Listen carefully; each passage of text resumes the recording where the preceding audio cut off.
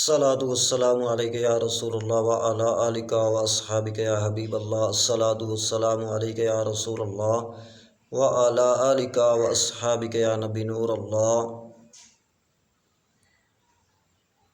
یا ایھا الذین آمنوا لا تتخذوا بطانة من دونکم لا یلونکم خبالا ودوا ما عنتم قد بدات البغضاء من افواہہم وما تخفی صدورہم اکبر قد بینا لکم الآیات ان کنتم تعقلون۔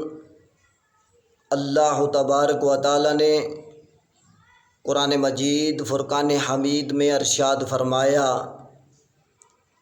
ترجمہ کنز الایمان: اے ایمان والو،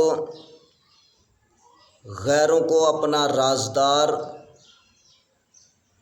نہ بناؤ، وہ تمہاری برائی میں کمی نہیں کرتے۔ ان کی آرزو ہے کہ جتنی ایذا تمہیں پہنچے، بھیران کی باتوں سے جھلک اٹھا، اور وہ جو سینے میں چھپائے ہیں، اور بڑا ہے کہ ہم نے نشانیاں تمہیں کھول کر سنا دیں۔ اللہ تبارک و تعالیٰ نے فرمایا کہ میں نے نشانیاں کھول کر تمہیں سنا دیں کہ اگر تمہیں عقل ہو۔ لا تتخذوا بطانة من دونکم، کہ غیروں کو رازدار نہ بناؤ۔ بعض مسلمان اپنے قرابات، رشتہ دار، یہودیوں وغیرہ سے قرابت یا پڑوس کی بنا پر دوستی اور مل جل رکھتے تھے۔ ان کے متعلق یہ آیت کریمہ اتاری۔ اس آیت کریمہ سے معلوم ہوا کہ کافر سے تعلقات کے بارے میں اسلام کی تعلیمات۔ اس سے معلوم ہوا کہ کافر سے دوستانہ تعلقات، دلی محبت و اخلاص حرام ہے، اور انہیں اپنا رازدار بنانا بھی ناجائز ہے۔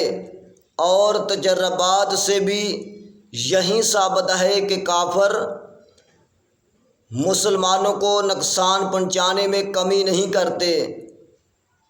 جیسے کہ اس آیت سے معلوم ہوا کہ مسلمان